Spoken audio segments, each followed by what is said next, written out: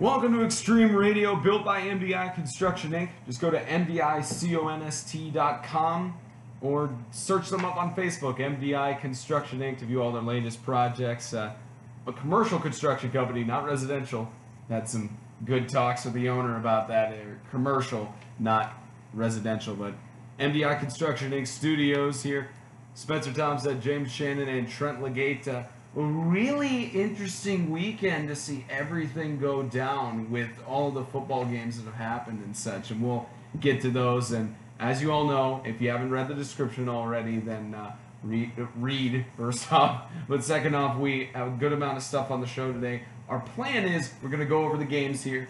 We're going to get Corey Davis to talk about college recruiting on the show, as well as we're trying to get Coach John Hargis from St. Andrews Sewanee to be interviewed on the show. And then, of course, we'll give our preview for the games next weekend in Week 4 of MTAC play, as well as some out-of-conference play. Pretty much only one team out-of-conference play now, with only the Madisonville Defenders being in at least our broadcast schedule and everything. But James, looking forward to a really good show. I'm really excited about this. Corey Davis from National Playmakers Academy, NPA. He'll be coming on the show hopefully momentarily or after we do some of these recaps. And he'll just kind of talk to you, some of you seniors, some of you parents of seniors that are trying to figure out how to get your kids recruited. For the seniors, you want to figure out what you need to do, and juniors as well. And so he's going to help give us some tips and talk about some stuff that you can do to make that happen. And I know Trent, having gone to some college practices, you're going to play college ball. It's not an easy process. It is, but it isn't. It's just hard work. But at the same time, there's a lot of factors that you have to do your homework and be prepared. Yeah, getting college recruited is basically what every single college coach I talked to and college recruiter I talked to, they all said it's really nowadays you got to go to the school. The school doesn't go to you, especially in 8-man football where we're not as big.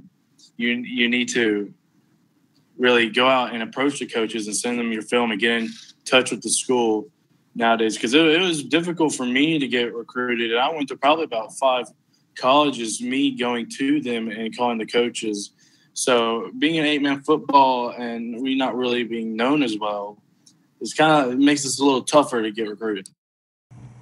Yeah, and we'll get Corey Davis's words on that, his advice, as soon as he gets in. But let's go over what we saw on this weekend, shall we? We'll go with the games that we broadcast last. We'll try to go in order of games that we were not at, or maybe one of the games that James was at. But first, let's start with the Webb School and the Hendersonville Crusaders. 55-20, the Feet beat the Crusaders. We thought that would be a little bit more of a challenge there, especially with Hendersonville starting out their season 2-0. Now, granted, there is the argument that people can have of that they didn't have as much competition, even though the Crusaders were very complimentary of the Madisonville Defenders after the game, saying they pushed through to the very end. And that was a good game for us to broadcast up in Madisonville, Kentucky, between those guys. But, to start out 2-0 and then get that loss there, it's interesting to see for the Webb School's home opener for them to get a victory on that game. I don't think you were at that game, James, or James was at that game. Yeah, that game was in Hendersonville. That was Webb's season opener, but the game was in Hendersonville, so I was able to make the trip over. Yeah, and so from what you saw from that game with Webb and Hendersonville making that trip up there with your kids and everything, what did Hendersonville play the same way that led them to 2-0, or was it the Hendersonville that we haven't seen? Yeah, they were definitely a second half team. First half, they made some great plays. Right before halftime, the last play of the half, they should have had a touchdown. But Justin Bader misread the run. He should have cut it up inside, but he bounced to the outside.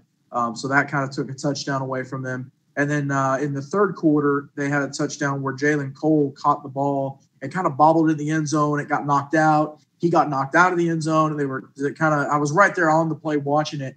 But it happened so fast. And so initially it was ruled incomplete, and then they went back and decided that it was a touchback. So pretty much a touchdown taken off the board there for Hendersonville Christian.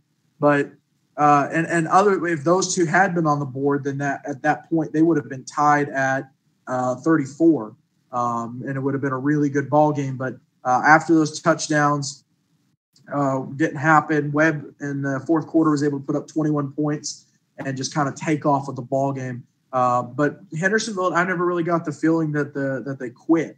I mean, they had a lot of fight in the second half. They didn't. I mean, they've only got 14 guys on the roster, and Webb had, I believe, like 23 or 24. I mean, they had a lot of guys on the roster. So just a tough break for Hendersonville Christian. Webb, though, really impressive in their season debut.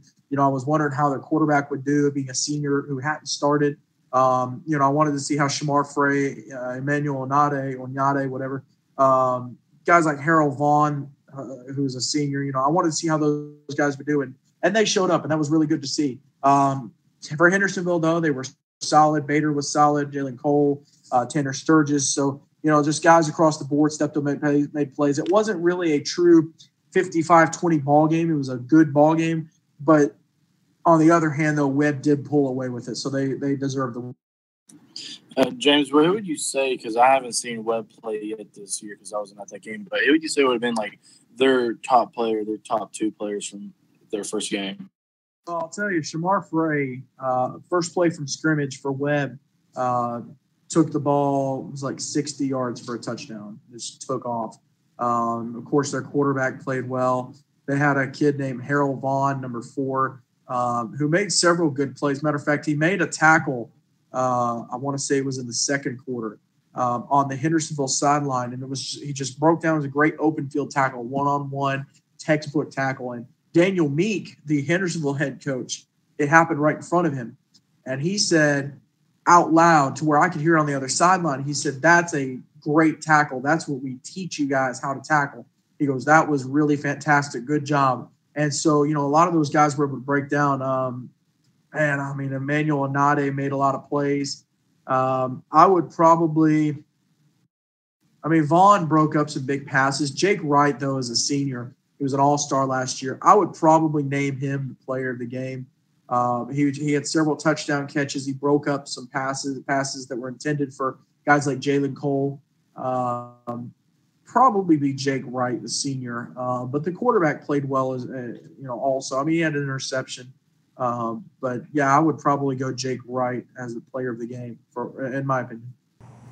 And that was a very good game for James to see, and we'll be live for web and broadcast in the future, so we'll see how their season progresses. And the same with Hendersonville, because they're 2-1, not a bad start to the season at all compared to some other teams. Speaking of 2-1, that's what James thought. Last time I'm going to dog on him for this, at least this week, I promise you. But South Haven 3-0. The best game from Friday night, they beat the Riverside Knights in Fayetteville 40-26. And nobody here from 8-Man Extreme was at that game. All we have is a score there, and all we have is talks from the coaches and such. But James, you are in contact most with the coaches, and you had a little bit of communication with both South Haven and Riverside on that. A 14-point game difference between Riverside and them, and I know you're a little bit upset with your prediction not coming true. 2-6, so there's still the potential for 3-5, but we're hoping that a team doesn't go through that. And Trent over here completely in disagreement, thinking South Haven is a dominant. Hey, force. If I'm able to give teams bulletin board material, then I'm all for it. These guys have exceeded my expectations. I had them at 1-2 at this point of the year, and they've done a lot better than I thought they would. They have a lot of leadership. They've been able to stay healthy. Kobe Rojo's banged up a little bit with his ankle. He aggravated it, or he hurt it on Friday, and then he re-aggravated it Saturday. I think playing like club soccer or something like that. So, he got a little banged up, but overall, they've done a lot better than I thought. But the win against Riverside Friday night at halftime, it wasn't as close as the final score was. They scored some points in the second half, but they definitely did well, and it was a good ball game. It was a solid win for South Haven, kind of another statement win. I wouldn't say Riverside is out of it. I mean, they're not down, but at the same time, it hurt to lose their quarterback and it hurt to lose that lineman. And we look at the game next that we were live and broadcast for. The Christian Community, a dominant win against Franklin Christian, 52-12. Trent and I were at that game, and Trent, we got some players that we looked at them both and such. They were both teams kind of fought until the very end, and both of these teams were very, very interesting to see. But let's look a little bit at the Franklin Christian side, because they had injuries. They had someone, Andrew Schindel. We haven't gotten a report yet on if it's a fractured rib or if it's just bruised or anything for Schindel. But they also had one of the players, Ethan Monsalve, had a broken foot, and Hayden Weeks was a little bit banged up. So we'll get the reports on those injuries as they come in. But tell us a little bit about how the players in that game and what positives both teams took from that game. Well, like James said a little bit earlier, I don't think it was they were both great teams. It's just I feel like it wasn't a true, that high run-up score, because both teams are great, amazing, especially the defensive line is what I took away from it as well. Being Colton Rollins and Isaiah Webb, I'm pretty sure, both the defensive ends, and Zapata, I'm pretty sure his name is, their nose tackle. They were able to rush the quarterback really well during that game. But also on the other side with Brandon Miner, Brandon Miner and Weeks was able to get in there and make a lot of ruckus happen in the backfield against the quarterback for Christian Community. But really what I took away from there is both teams had amazing defensive lines. Yeah, and actually one thing I did want to mention from that game, I had a chance to talk with the defensive coordinator for Franklin Christian after the game, Coach Shaka Hill. And he said to say on the show here today that he's not quitting. He's going to be fully dedicated going into the rest of the season, and he has a strong belief that Franklin Christian will face off against Christian Community in the championship. So that would be a great game for us to broadcast for that, because we'll be live for the playoffs, and we'll be trying to get all of those games broadcast, and we'll announce all that at a later date. But there's good words from Shaka Hill. He really cares about his guys. There's a reason why he's been the defensive coordinator for Franklin Christian for so long, and has been there for, I believe, the past, I think it's 5 or 6 years now. So there's a reason why he's stayed there so long, and their defensive line has always been a big advantage for Franklin Christian. All right, so let's go to our Saturday games. So we were live in Bowling Green again, Trent. St. Andrews, Sewanee, and Bowling Green Christian. Now, we do want to clarify something. We have reviewed the film. We have heard from multiple players, and we have heard all of this. The game was tied at 19-19 towards the end of the fourth quarter with about 3 minutes left. It was a good game, one of the best games we've broadcast all season. But it did come down to, unfortunately, a mistake that the referees did not see, which was a forward lateral by the Mountain Lions. Now, with that being said, we saw the film and everything. It's a perspective thing, and we were right by where we broadcast the game. We were in the back of one of the Bowling Green family's trucks. We were there broadcasting the game. We were right there by the end zone and saw it. In our vision, as well as the PA guy who was there, and essentially the entire defense for Bowling Green, they said that forward lateral was it. They said it was a forward lateral and not like a sideways or backwards lateral. So, unfortunately, at least in our perspective, and from what other people have said as well, an unfortunate game that came down to a botched call, which is sad to see. But regardless of that being the case, and the score, the score really did speak for the game, though, and how it came down to the last score and such. That all the players in that game, Trent, were just dominant. Yeah, I'm going to speak first about the call. Me personally, I think it was a forward lateral, but even if it was or wasn't, you can't take anything away from Sewanee or Bowling Green. They both played to. From what I saw, that was Bowling Green probably had the best offensive throwing threat that I've seen all year so far. And Sewanee, number 11, Dustin Stensby, he was amazing on the run, getting breakaways. But one thing I want to mention, though, is kind of strange. Sewanee think they only passed it like 4 times that game. They did. And so that you already know they're going to be a running dominant team, but you can't really take anything away from the players because they both gave the teams, because they both gave it their all, and it was the best game we've called all year. Yeah, and I think the thing with Sewanee, they run that veer, that 2-back, quarterback under center, and so that formation is just built for the run. You can throw out of it. You got your 2 running backs who can run a flare or something. You got your 2 ends who are eligible for passes, but the majority of the time that kind of formation is designed to run it. And I think that kind of speaks to Sewanee and the way they're built. I mean, they have a lot of just big dudes, and they're going to pound the football, and they're going to run the football. And it also gives their quarterback a chance to run it too. So I'm excited to see them on Thursday night, where we'll have the call of them in Riverside. But we'll talk about that a little bit later. And the last game we're going to cover here, and we do have all of our guests ready to get their interviews, but we got the last game we got to cover here that I had to rush down the freeway. Not going to say I was speeding, but I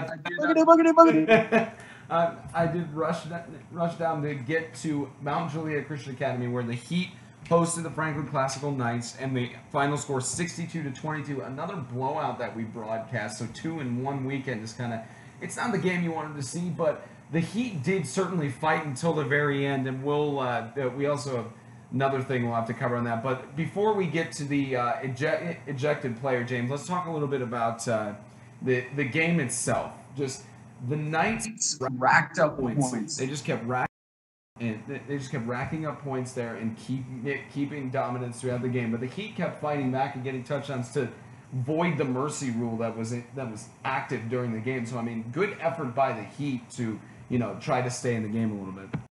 Yeah, and really, I've said this to several people, but I think the Heat are the best 0-3 team I've ever seen. They've played up to competition. They've played Franklin Classical, who is now 2-0. They've played Christian Community, who's now 3-0. They've played Hendersonville Christian, who's now 2-1, and hung in there with Webb for the most part. And so, I mean, they're tough. They've got good ball players.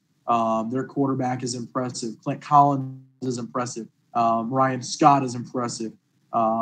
Just across the board, they've got some big guys. I'll tell you a guy, Sam Willis, the 8th grader. We saw him in some action last night, and he had some runs that he showed up in and were impressive. So, they're a good ball club. They're just playing good ball teams, and they have no seniors on the roster. So they're waiting to find someone, and their quarterback, Keenan White, is somewhat that leader, and I think Collins was that leader a little bit.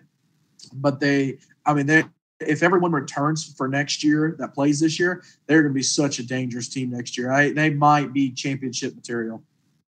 And from what I've heard, I have written down here in my notes, like taking them during the game. My first time I watched Eli Cornett, he really stood out to me because I literally wrote down freshman to watch, Eli Cornett. And from what I heard, he had a couple touchdowns, if that's right. Yeah, Cornett had 2 or 3 touchdowns. I only had 2 for sure. He might have had 3. Yeah, and we'll certainly look at that. Now, before we get to our coach's interview, we do have one thing we do have to mention on the show. That was Clint Collins from the Heat. He unfortunately got ejected towards the end of the first half, and James will get a little bit more in-depth on this because he was right on the sideline and witnessed everything there. But he was ejected from the game, and there is the potential that he may not be returning to the team. We don't know 100% yet because we're still waiting on the news for that. But James was right there on the sideline during halftime when all that happened. I was able to go down to the field level during halftime. They had a nice little halftime break, and so I was able to go down and I heard from several players from that knew him and some ex-players. And I talked to Clint himself, and he did not sound very positive about coming back to the team. Being ejected doesn't mean you're kicked off the team. It means you can't play the next week. But I think some frustrations boiled over, and I think that things were said and things happened. And Trent, you never had a hot head, so I don't think you can attest to this. But I think some things happened and some frustrations boiled over, especially being 0-2 and you're down at halftime. And initially he said that he was quitting the team, and I had a chance to talk to Coach Scott this morning and communicate with him, and he said that to his knowledge, Clint is not officially off the team. He is going to reach out this week and talk to him and see if there's an opportunity for him to come back, if he's interested in coming back. It's going to be obviously, he's going to have to rebuild trust, and he's going to have to rebuild teammates' trust to not walk off again. But I know Clint on a personal level, and he was able to come to the All-Star game last year, and I got to know him, and he's a great guy. He made some bad decisions. He made some bad choices. He got a little hot-headed. Everybody does that, though. And I think that, if the wise thing, he was saying he's going to go play for Mount Juliet Christian. And that may be the case, and he may be able to go there and play well and have a great senior year next year. But if I'm Clint, you've got to calm down. You've got to think about these guys that you've been playing with. Some of these guys for 3 years, Justin Goolsby, Chris Savely, guys that have been on the team with him for forever and were part of the co-op last year, guys like James Redding, Elijah Diaz. And so, some of these guys maybe need to reach out to him and talk to him. But regardless of whether or not he comes back on the team or not, he's out for Friday night. So if he comes back because of the ejection, he will have to sit out Friday night against South Haven. But that's I hate to see that. I hate to see that from him and just heat of the moment. Stuff happens, and I mentioned it on the broadcast. I said, just watch. Someone's going to lose their head. Someone's going to lose their cool and lose their temper when the score gets out of hand, and it happens every time. And it's just emotions. And it happens, but I really hope that gets situated. He's a great player. He's one of their leaders, but we'll see what happens with that. But like I said, he is for sure out against South Haven Friday night, whether he comes back or not. Yeah, we'll obviously look and see how he progresses going through the rest of the game, and or the rest of the season, and hopefully he will come back and not end that on a bad note. So we'll see how he goes from there. All right, ladies and gentlemen, we got another special interview here on the show today. It is the one and only Coach John Hargis from St. Andrews, Sewanee. Hey, Coach, how you doing? I'm doing fine. How are y'all doing this morning? Good, man. Just enjoying the Sunday. Enjoying the Sunday. So, Coach, you're starting out 1-0 on your season on the road. Huge travel to Bowling Green. What is going through your mind right now? Well, first thing I want to do is say thank you to James and the 8-man Extreme team for allowing our fans that wasn't able to make the long drive to be able to live stream the football game. And second, I'd like to say thank you to Coach Brown and BGCA for a good game that they played.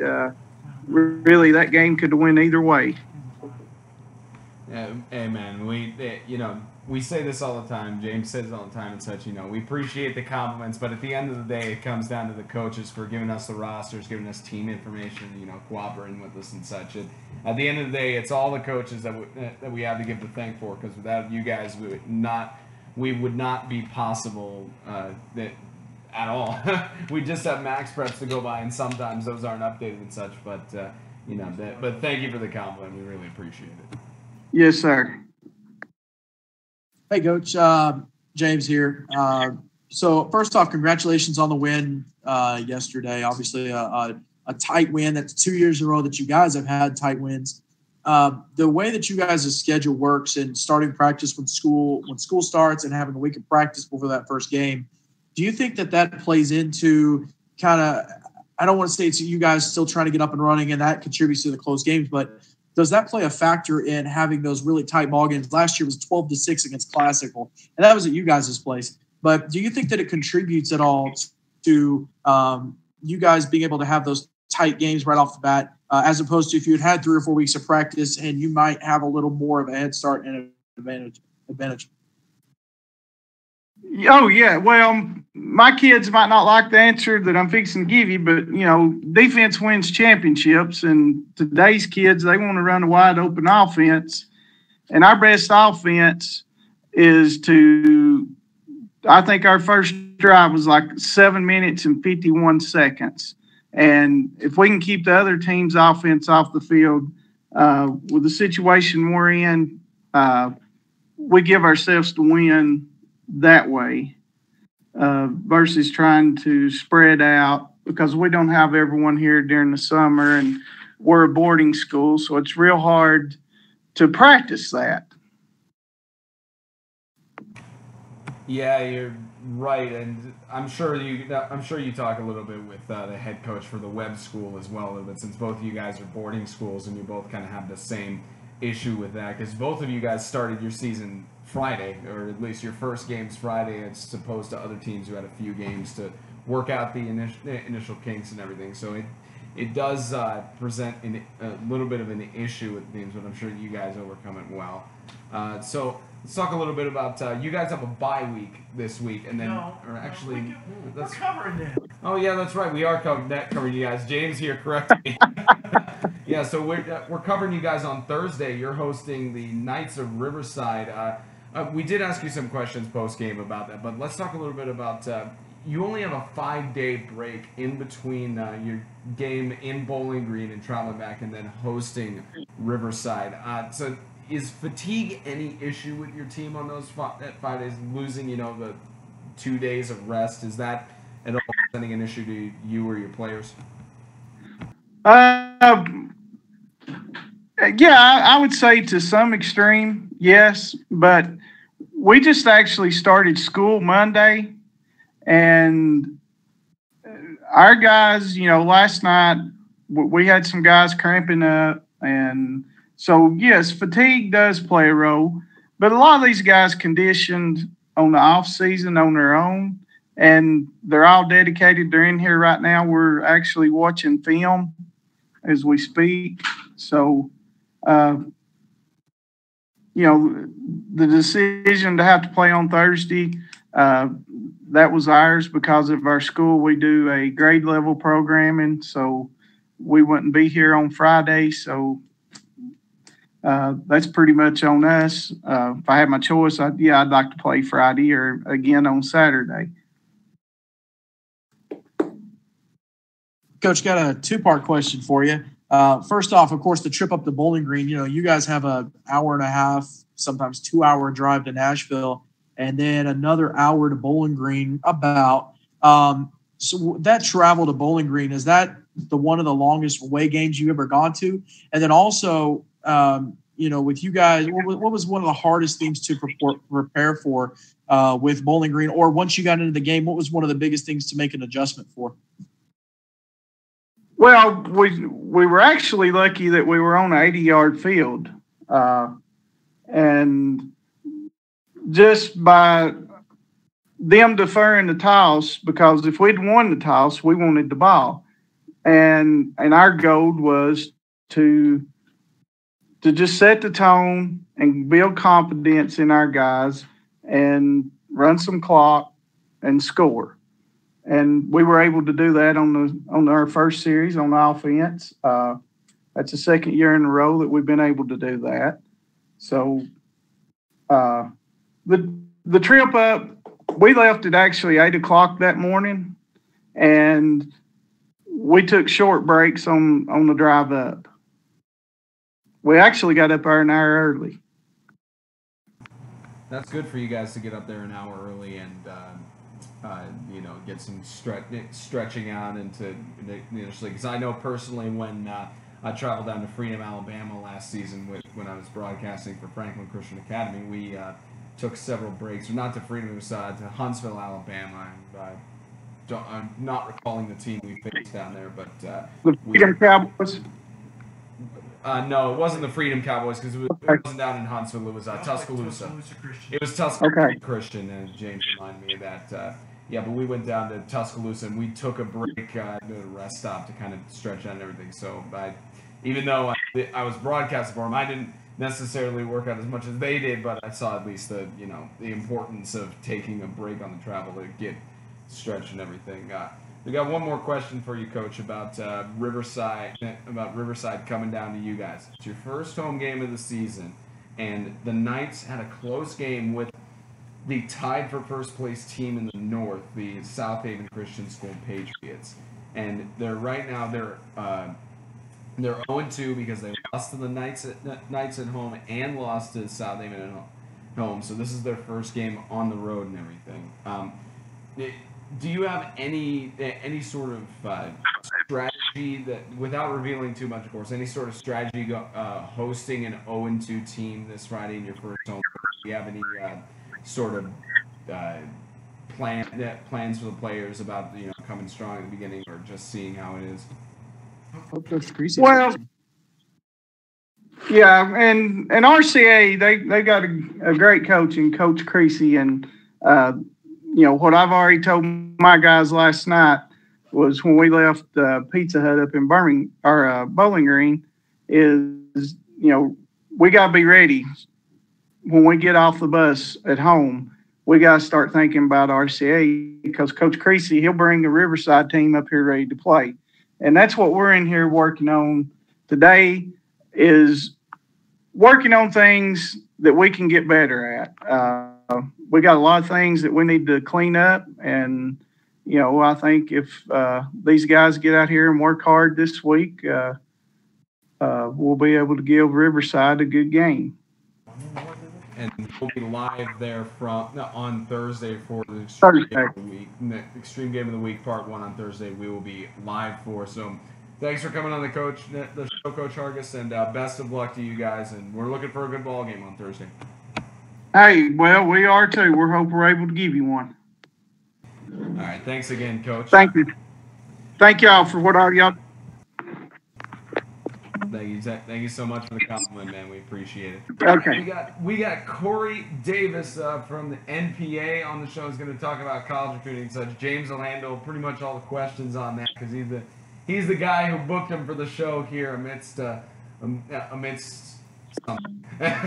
All right, so Corey, how's it going for you this Sunday?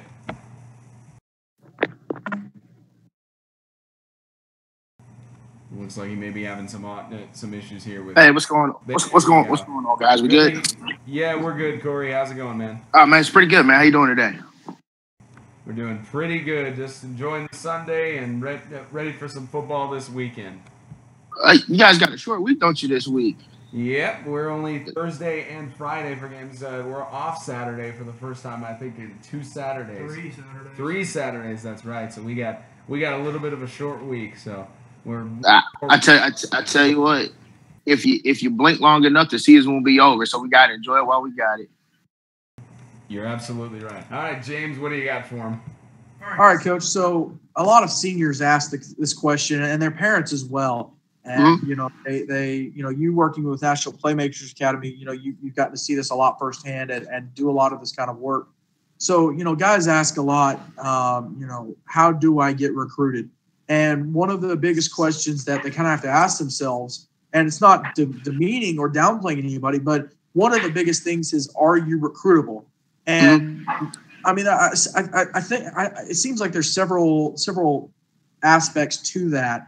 That come into play. What are some of those that you think definitely factor into that question? Well, definitely great questions that you present there. The biggest thing I tell a lot of kids, a lot of parents when we're talking about this recruiting thing is you have to be realistic about the expectation, and you have to understand that when it comes to recruiting, it is a business. You have to understand that these guys at that next level, high school coaches feel the pressure too, but at college, that job is to win. You have to win. You have to produce. This is how these coaches feed their families. So with that being said, you have to look at the overall metrics of the player we're talking about. Am I a kid who's recruitable for the position I'm going for? I'll give you a perfect example. The Amore kid that plays quarterback at Grace Christian, I had a chance to run into him, and his family this summer at one of the camps that I was attending. And it comes down to, although we think he's a great quarterback, at the next level, he's a slot. He's a wide receiver. So now I have to start presenting myself as a marketable slot receiver. So, although we think he's a fantastic kid at quarterback, does he have the metrics to play quarterback at maybe a Division I or Division II level? Do you have the size? Do you have the height? Height, weight, then do you have the speed? Things along those, that's part of meeting the eye test for a recruiter to even want to take a look at you first off. Yeah, and you see things like that with with guys like Julian Edelman in the NFL, or even not so much, even going from high school to college, but then college to pro. Sometimes you play quarterback in college or something like that. But when it comes to pros, you have to to convert yourself to another position, because there was no way he's playing quarterback for the Patriots. But as a wide receiver, he's been able to have a lot of success at that position. So you have to be able to know how to convert to another position and be willing to do that and have the humility to do that in order to sometimes make it at the next level, whether it be high school to college or college to pro. Trent, I think you had a question. Yeah. Hey, Corey. I'm Trent. I was going to play football this year for Mississippi College, or D2 team. And whenever I was in recruiting, I was looking at mostly D3 teams and NAI, more D3, because I thought I couldn't play on the D2 level. And then I got in contact with Mississippi College, and they were the first team that really said that they really actually wanted me. So sometimes just some places just aren't looking for the right things. And apparently for me, going from, I thought I could play D3 only, but was able to have the opportunity to play D2. Well, and you know what, Trent, you pose another great, viewpoint, because one of the biggest things that I've learned, throughout this recruiting process in my years of doing it is the fit. Are you a fit for what we're looking for? Are you a fit for this program? So whereas you were thinking, hey, maybe I'm a D3 or NAIA guy, are you a fit for what a particular school is trying to do? One of the biggest things, too, with being able to get on the recruiting circuit and hitting the camp circuit, a lot of things, had the privilege to work with Bryson to get Bryson to the next level, was Bryson going to be a fit for what we're looking for in our program? Some programs, they wanted guys, hey, if he's not 6'3", 300 pounds, we're not even going to look for him, because that's exactly what we're looking for. Whereas a school like Mississippi College, hey, we're looking for something different. You're a kid who can fit our particular program, our particular mold of what it is we're trying to do. I always tell kids too, when you're doing recruiting, make a list of what it is you're looking for. Have a list of a couple of schools that are out of your league, schools that are within your league, and then schools you will settle for. And all you can do is just reach out and communicate, because sometimes you do get a surprise. Like there's one particular coach that coaches in the American Athletic Conference, and he likes his offensive linemen no smaller than 6'4". So automatically, if I'm not 6'4", he's not looking. And those are kind of conversations that I've been privileged to have from recruiters at that next level. So for your particular situation, you reached out, they liked what they saw, you were a fit. And that's a word that a lot of coaches, you'll hear them say, it's all about the fit, it's all about the fit. But that's the exact nature of the beast too. If you're a great fit for the program, they'll make it work for you and themselves. Coach, when it comes to looking at things that can help you get in, of course, metrics are definitely a big factor to that. What are some of the other things that coaches or recruiters look at, even off the field, in order to, because obviously you want a good representation of your school. Kid, you don't want to give a kid a scholarship and then have him go off the deep end, and then it's a bad representation of you and your recruiters and your school. So what are some of the other things that teams look for in a kid? Some of the biggest things, James, is definitely transparency. Again, keep in mind, when these guys are out recruiting, this is how they feed their family. So they can't get it wrong. If they get it wrong, they're out of a job. Not saying these guys are going to be homeless, but no one wants to be fired from a particular job because you got it wrong with the recruit. One of the biggest things, grades. Grades tell a lot of the story, because as you know, you have to meet a certain criteria to even be clearinghouse eligible. So grades are definitely the biggest factors. One of the biggest things too is that these coaches, although they're recruiting throughout the area, they're talking to other schools, they're talking to other kids and coaches and teachers about you.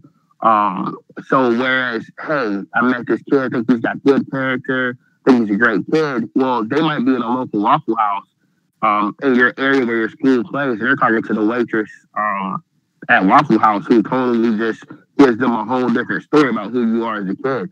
And I've actually, have seen stories where kids have lost scholarships based off of character references. Yeah, and I want to chime in on this. I was going to be redshirted my first year playing for Mississippi College, because of my grades. Grades is something some kids like me, I didn't really care about that much in high school, but they're really important, especially if you want to play football, because my grades didn't meet the limits to what you need to be able to give out first year. Let me ask you this in regards to your grades, because Mississippi College is a high academic school, correct? Yes, sir. Yeah, so at Mississippi College, although the clearinghouse in Division II, I think it requires you to have at least a overall, I think it's an overall cumulative of 2.0 with a 65 composite ACT. I don't have those numbers in front of me, but I can quickly pull it up. So all that stuff matters, man. That class that you thought was just a joke, that health class, like, oh, I'm just gonna sleep through it, breeze through it. No, that stuff matters in the end. But luckily, a lot of kids are able to do what's known as I think you'll be eligible, but then you'll have to redshirt as an academic redshirt. That first year, and then you'll take a whole bunch of summer classes and hopefully getting eligible, by the time next season starts, which shouldn't be a problem. But those things do matter. That's one of the things like I tell my freshmen now that I'm coaching. Hey, look, guys, you can't slack off in class right now. You need to get all the A's and B's possible.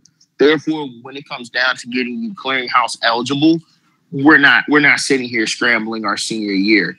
That was one of the things, I'll definitely share that story too about Bryson. We were sitting here, coming down the stretch, we're like, well, dude, you got to hump it right now. Like, we can't afford to take any days off, any classes off. And, Bryson went out his senior year and pretty much had a 3.9 the whole way through his senior year. And now he's a full academic eligible qualified player to go play right now. So those grades do indeed matter because, again, they do tell the story about what kind of kid I'm good.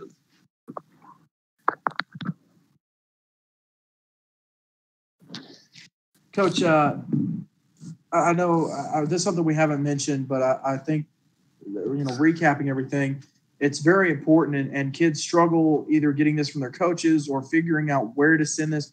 But film is a big thing because, you can look at stats all day long, and I don't feel that stats truly tell the story of a kid, whether, stats sometimes can make you overestimate or underestimate even. But, in the case of an offensive lineman or a fullback or something like that. But how important is film, and what are some of the best ways to get that to maybe a coach or a school or recruiter that you're interested in?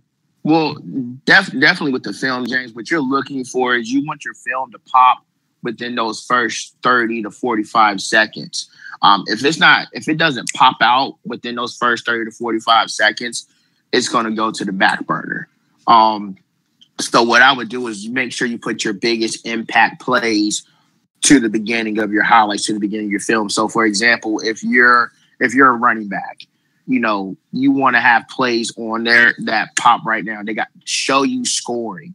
I don't want to see you just necessarily making a long run and not finish, but show me plays that you're scoring going. Show me your explosiveness. Show me your quickness. Show me your vision. Have those on there immediately because now I'm interested in watching the rest of your film. What I would do is, and pretty much what I do on a daily basis, I probably send out anywhere between 100 to 200 emails a day. And then I will follow that up with phone calls immediately when I get off work. I work the graveyard shift. So, first thing in the morning, man, it's an all out email blitz. I'm hitting up schools, especially the ones I have relationships with, and I'm calling them right away. And I'm just getting that feedback, setting those communications. You got to understand that these guys, once the season goes, it's their full speed nonstop.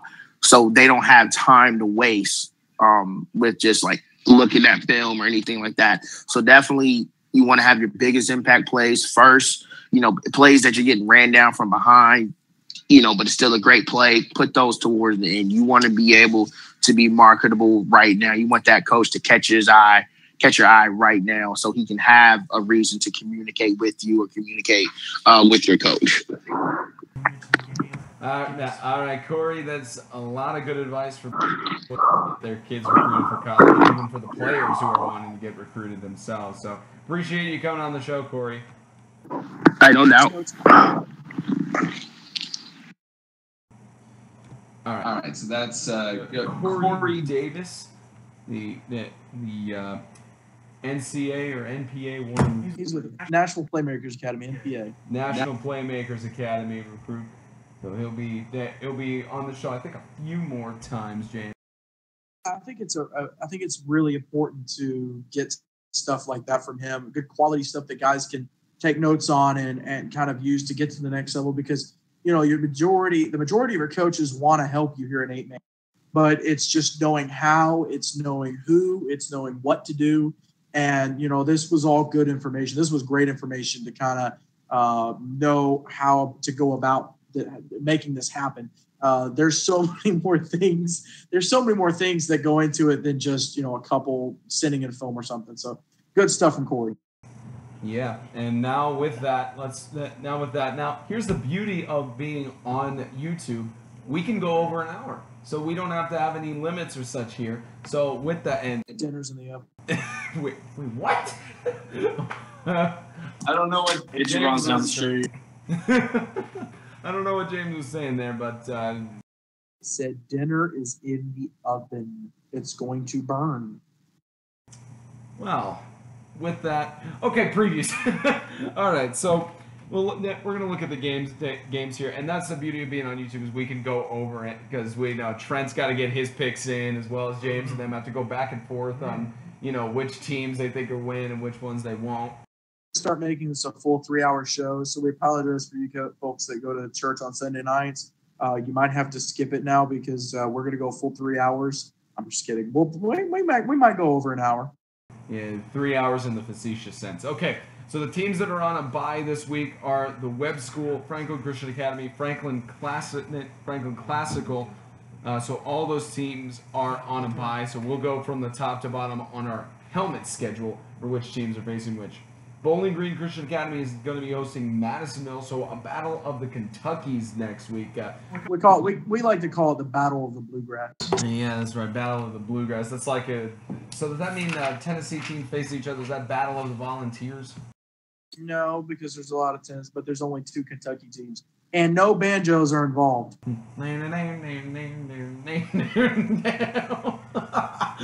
right, so Bowling Green Christian Academy in Madisonville. James, I have just broken the. Well, Mike is broken from slapping it into my forehead after that dad joke. This dude isn't even a dad, and he's telling dad jokes.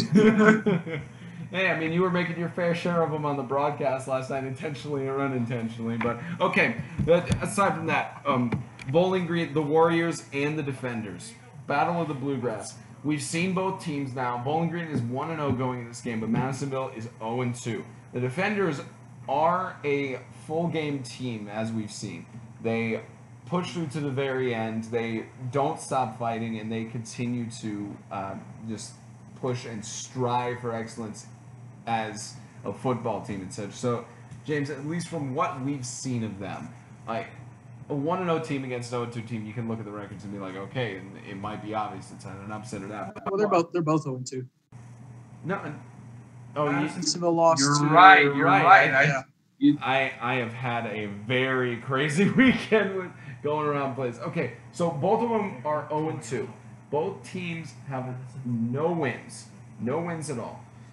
We've seen how Madisonville has very much played the entire game. They are fully focused on the game. And then Bowling Green, they fought till the very end as well against the Mountain Lions. So both of these teams, they fight till the very end. So we won't be at that game. I know James probably won't be at that game, but we're going to see a battle till the very end, and to score probably like we saw in the game on Saturday between the Mountain Lions and the Warriors there, James. I'm trying to look up and see what last year's score was. It was a close ball game, and I'm really excited to see both of these teams. I'll be at the Lighthouse Hendersonville Christian game that we'll talk about in just a second. But I'm excited to see both of these teams. They scrimmaged against each other before the week before the Jamborees, and then they played each other in the Jamboree. And they played twice this season, so they're going to see a lot of each other. But I'm really excited to see this game. I think both of these teams they're struggling a little bit. Like I said, or like we mentioned, Madisonville was on a bye last week. Bowling Green's coming off a tough win or a tough loss. I'm sorry, but it was a tough loss at their field. And this game is in Bowling Green, so I'm really looking forward to seeing what happens with this ball game and to see how the Madisonville defenders match up after their week off. I did get a little bit of a breaking news earlier from Coach Jones, and that is that 2016 All-Star DJ Slayton is coming back to the team. He has showed up for practices, and he will be joining the team here for this third game. So I don't know if I was supposed to break that or not, but mention that I'm really excited to see DJ play. I think he's going to add he's going to play a huge role on that team. And Trent, between these two teams, you've gotten to see a couple games. Who are some of the guys that you're looking for? We're calling this the hit list. Who are some of the guys that you are excited to see and that you look forward to that you've enjoyed watching? Well, I'm already going to say I haven't seen him play this year, but Sweetness, that's what he told me to call him from now on, DJ. I'm so excited to be able to watch him play again. But for Madisonville, some players to watch that I've noted down from the last game we watched was Eddie, number 74, and Hunter, number 4. They were able to have a lot of defensive pressure, especially Eddie up the middle was able to make chaos for the time I was able to watch him. And on Bowling Green, I'm excited to watch them play again because I loved their last game. They didn't fight till the end. They didn't stop fighting till the end. I'm sorry. And some players I'm really excited to see play again is definitely John Stock because he was everywhere on the defensive side. It felt like every single tackle he was a part of it. And also Tanner Brown and Riley Davis, just their connection on the passes down the field were amazing. And those are some players I'm really excited to see in this game. You got a chance to play with John last year in the All-Star game. And then Tanner, from watching the film, he was able to score that last Bowling Green touchdown to tie the ball game up. He was able to make the moves that he needed and took off and was able to make the play. So really good picks there. Those guys have really been able to step up. I will mention in this ball game, we're keeping track of our picks. Overall in the year, I'm 10-3. And so this week I have Madisonville picked over Bowling Green. So I'm excited to see how this ball game goes. Excited to see maybe these guys will add a loss to my record. Trent, how do you have this game picked? Well, I got Bowling Green picked, so one of us is going to get a point this week. But last week I went 3-2. Well, so it looks like they're going to have some good picks there. We've got some good stuff. A lot of good matches. Next we have South Haven and the Heat. Now, it's interesting to see how the Heat is put in the South when they're in Mount Juliet, which is kind of the north, but it's interesting how the conference system works in MTAC. But South Haven contending for first place in the Middle Tennessee Athletic Conference's North Division. Same record as Christian Community at 3-0. Those teams will face each other eventually. That's on the 29th of September. But the Heat, they're going into this game 0-3. And South Haven is going in 3-0. There's room for upset there, but I don't make predictions, but it's really hard for me to see with how we've seen South Haven play and how dominant they are in offense.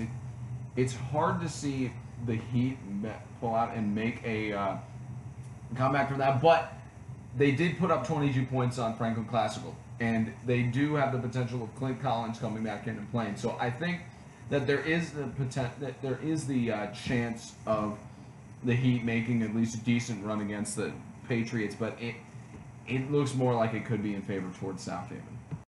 There's not a chance of Clint coming back for this week. He's out. Even if he comes back on the team, You're right. He was ejected, and so he has to set out a week suspension per conference rules because that was a conference game. Even though it wasn't a division game, it was a conference game. And I'm kind of disappointed because I was looking forward to seeing him and number 22 Xavier Vincent for some Haven go head to head, and so we won't get to see that. But I think that was that was a big blow for them, and to go into it's one thing if they would have been going to play Madisonville or Riverside or a team that's struggling, but to catch someone like South Haven who's hitting their stride, they're 3-0, and they're clicking on all cylinders, and then to be playing them down one of your best players, that's a big hit for the Heat. I believe the game is in Mount Juliet. You got the helmet schedule. Is that okay? It's in Mount Juliet, so it's a home game for the Heat. So, but the travel isn't too bad. Excuse me. I'm looking here again. It's home South Haven hosting the Heat. Yeah, and so the Heat are going to have to go on the road to South Haven, which it's only about an hour drive, but it's just one of those things where, man, it's going to be tough for them. I've got them picked over South Haven, and these were preseason predictions, so a lot of things have factored into it by now. But I'm really interested to see this ball game. Trent, you've had an opportunity to see both of these teams, or at least one of them, and do you have any players that you're looking forward to seeing? No? Okay. He's giving me no. He's saying, I haven't seen them. So, but like I mentioned, I'm looking forward to seeing quarterback Kanan White, Xavier Vincent from South Haven Christian. I'm looking forward to seeing. I know Kobe Rojo's banged up, but I was interested to see because I know Xavier kind of moved to linebacker, but to see the freshman defensive backs that South Haven has, Michael Crawley or Andrew Crawley and Emmanuel Ding. And then to see them go up against those number 1 and number 2 receivers from Heat, which would have been Collins and Scott, I was excited to see that matchup. Of course, it won't happen now, but I think that's going to be a really good ball game. The name of the game is to see how well Kanan can escape pressure. Kanan White, the starting quarterback for the Heat, because South Haven's going to be able to bring that pressure, and he's really going to be able to step up. We'll see what happens with that. We'll see what happens with the quarterback situation with South Haven. Crawley may get the start Friday night because Rojo's ankle's banged up, so he may get the start on that. Now, Trent, did you have your prediction on this game, South Haven and the Heat? Yeah, I got South Haven picked to win this one.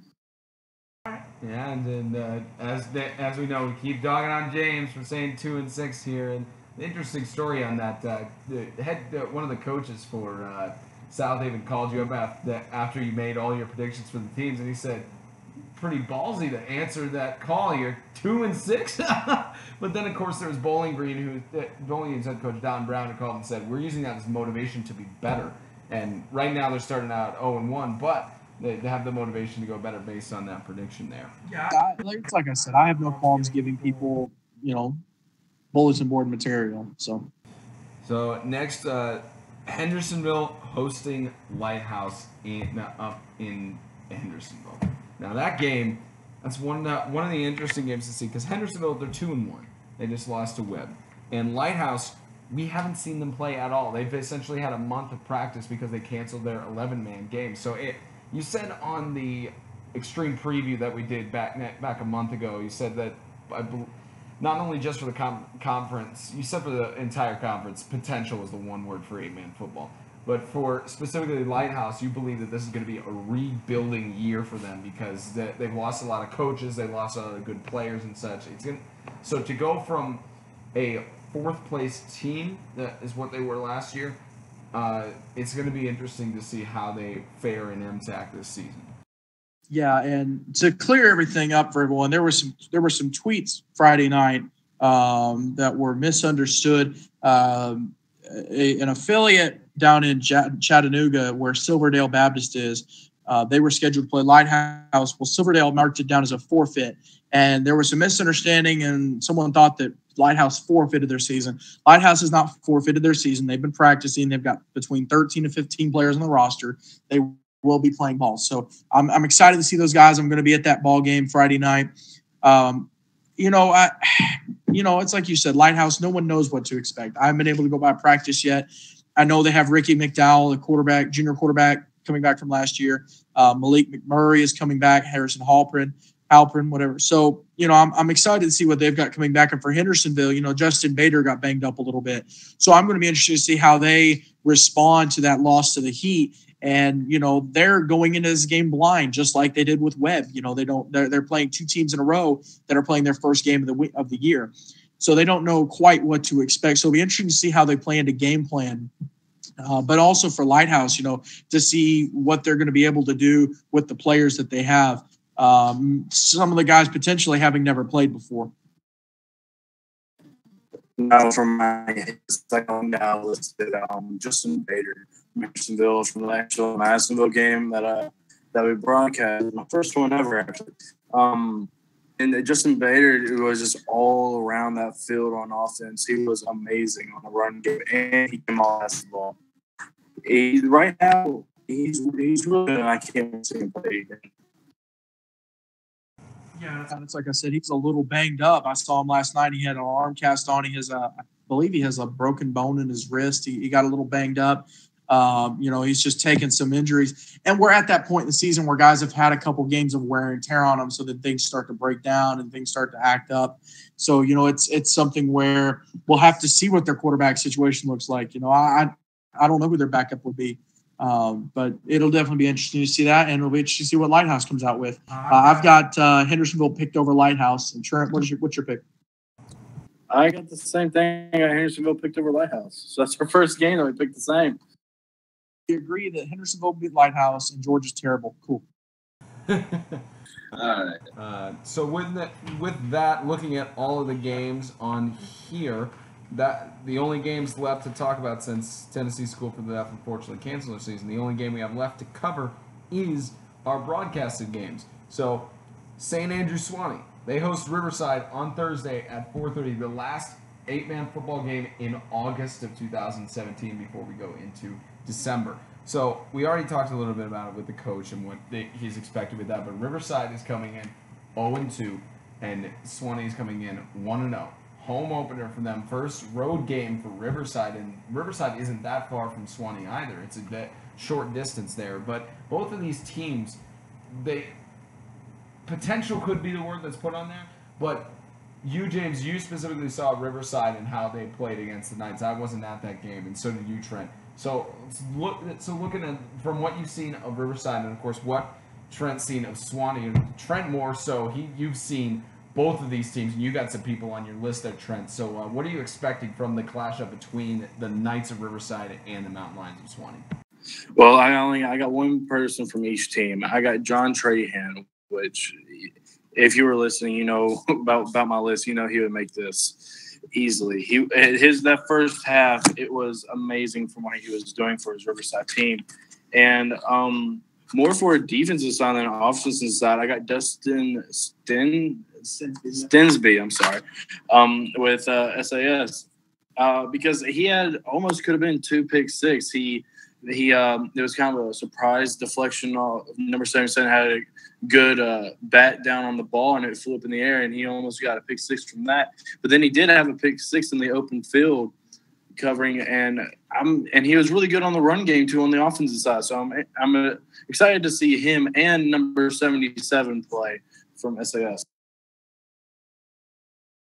Now, Trent, let me throw this at you, and I'll talk to a couple people about this. But with Trahan, from what we saw last night, and it goes back to last night with Classical and the Heat were able to run the ball against Franklin Classical, and their running back was able to make some plays against them.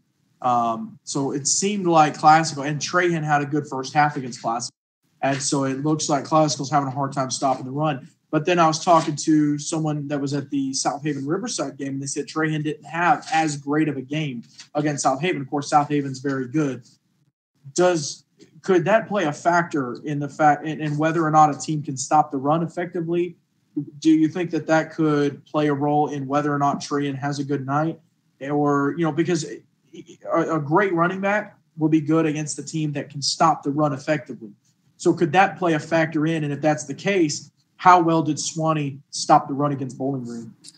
Well, against Bowling Green is a pass-heavy team, and the best passing team I have been able to personally see so far this year. But whenever they would run the ball, they only had one really positive run that I was seeing that got them one of the touchdown. Didn't get them touchdown. It was kind of a questionable thing where the ball came out right on the yard, right on the break of the touchdown line. But they were pretty dominant on stopping the run that game against Bowling Green. Sewanee's I want to say probably more than that one thing they rushed more than 5 yards one carry. So they did pretty. They were pretty good on the run defense. But I forgot. You asked me 2 questions. I'm pretty sure. Well, I was wondering, if Sewanee's effective stopping the run, could that play into a factor? Could that play into how well Trahan does, considering they played Riverside, they played Franklin Classical, who was struggling to stop the run at times, but then they played South Haven, and apparently he wasn't able to run the ball as well. And South Haven's got some big boys. So if Sewanee's effective in stopping the run, could that play a factor into how well Trahan does on Thursday night? Well, from what I remember from last year, South Haven had a pretty decent defensive line. And that's pretty – when it becomes running, when we're talking about running, it becomes defensive line plugging up the holes and middle linebackers watching to see where the quarterbacks go. So on running, it starts with your defensive front. It starts with your D-line. So if you have a strong D-line that can get in them holes, plug those gaps where the running back has nowhere to run, then in the middle linebackers can come up there and stop that run, then that's how you're going to be able to stop the run. So, James, looking at your predictions here, before I say what your prediction is here, is this a toss-up game for you? I think that it's definitely – it'll be a good ball game. I think the way that Sewanee came out yesterday, that was a big tell for me because it's their first game, their first week of practice. They're on the road 3 hours away at a 2 p.m. game, and they played well, in my opinion, and you guys seem to think the same. In certain aspects of the game, they struggled with others. But I think if Sewanee, because obviously they're at home, they're used to playing at 4:30 in the afternoon. Riverside's played 2 7:00 games. They're not used to this 4:30 thing. So they're pretty much not going to have to get out of school and drive to Sewanee, which is like 45 minutes to an hour away. So, they're going to be rushed and they're going to be playing in an environment that they're not used to, whereas Sewanee is used to playing early in the afternoon or during the afternoon for a game, and they're at home. So they're going to be able to get out of their classes, go back to their dorms or whatever, get set, get dressed, they have a locker room. And so they'll be a lot more at home. They'll have a lot more of a rhythm, and Riverside's going to have to get that rhythm going. So it could be a toss-up, but there's the potential that I think Sewanee could pull away. I do have Riverside picked over Sewanee because I think if Riverside can get clicking again and they're going to be playing on a 100-yard field. So if they can spread the game out and spread their players out, I think that it could be potentially successful for them, especially because Sewanee played on an 80-yard field Saturday. So on a smaller field. So we'll have to see how they do on a larger field with that run game. Yeah, I just want to say, for me as a player, and I know you played as well, but I don't know why, but for me, I never got them nerves for away games or nothing.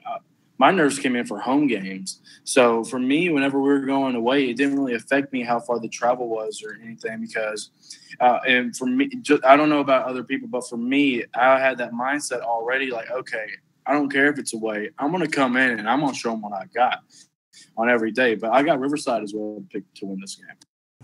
That's their predictions. We got 2 people thinking Riverside is going to win, so maybe Sewanee will make an upset at home. Who knows? And our final game the game that we are broadcasting, and our final game to give our predictions on for the first game of September that we will be broadcasting. We're taking a long travel. To Huntsville, Alabama. The Freedom Cowboys will host the Christian Community Colts. Now, all we know of the Freedom Cowboys is that they hosted Franklin Christian and they beat them by around 10 points or less margin on that side.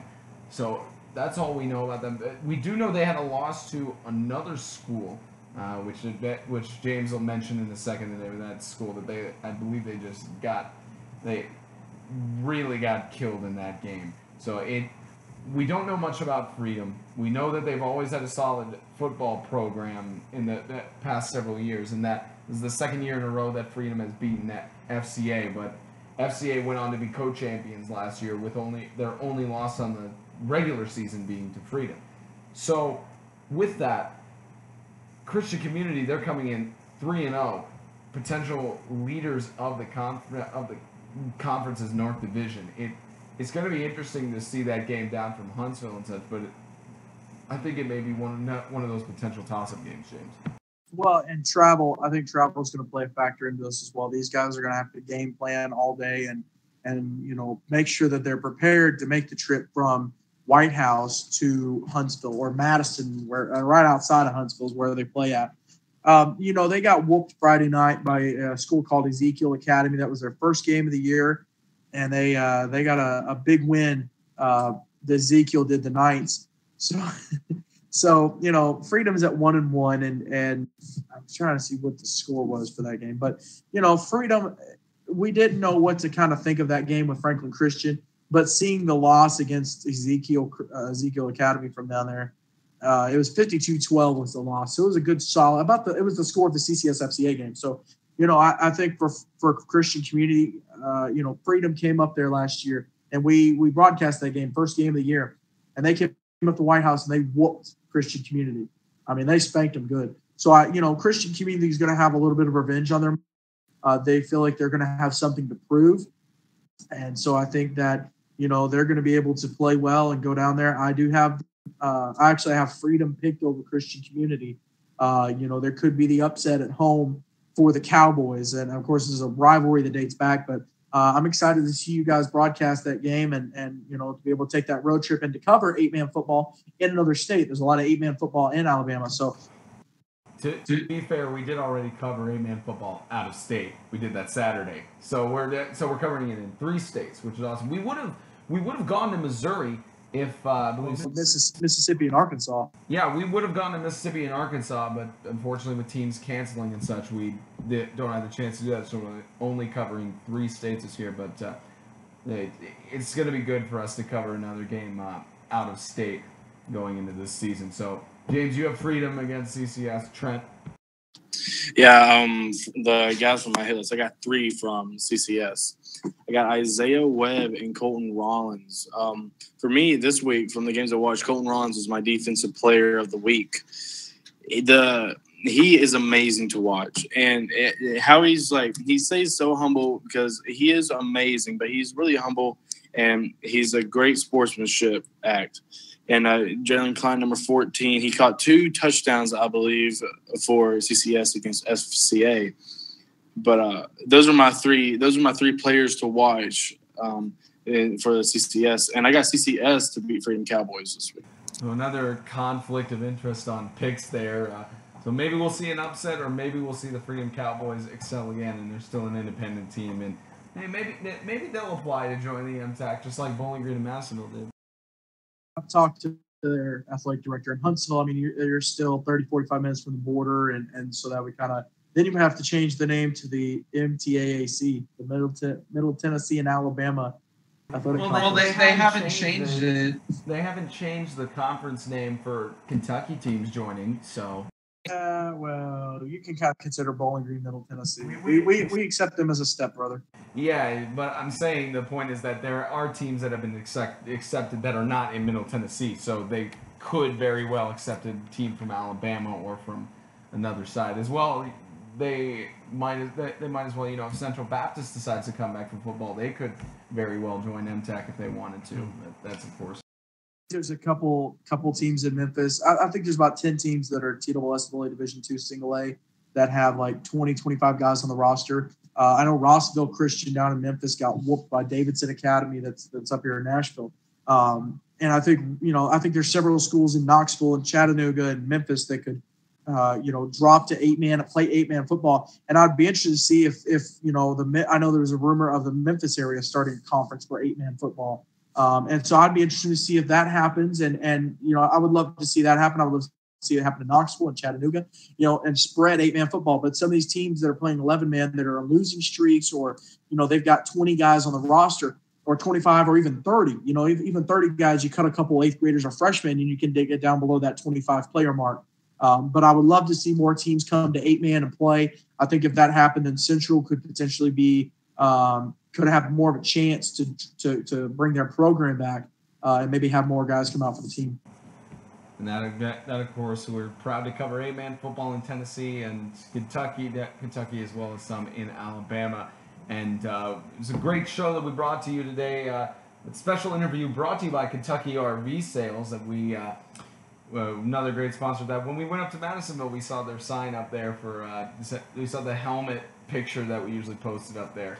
And Kentucky RV Sales up in Madisonville. Just be sure to search them up on Facebook to get a notification for all their good deals and everything. And of course, today's show built by MDI Construction Inc. Look up MDIConst.com or MDI Construction Inc. on Facebook to look at all their projects and for all your commercial builder needs. So just a final reminder, Thursday we will be live from Sewanee, St. Andrew Sewanee hosting the Riverside Christian Academy Knights. That game starts at 4:30 on Thursday, August 31st, and then we will be live Friday night. Christian Community will be at the Freedom Cowboys in Huntsville, Alabama. We'll be live for both of those games and all of those extreme games of the week. I believe that's pretty much it that wraps it up here. James wants to... I think that'll do it. Thought you wanted to chime in one more thing there or something, but all right. As always, thank you for tuning in to Extreme Radio built by MDI Construction Inc. For James Shannon and Trent Legate, I'm Spencer Thompson. We'll see you guys next week. See ya!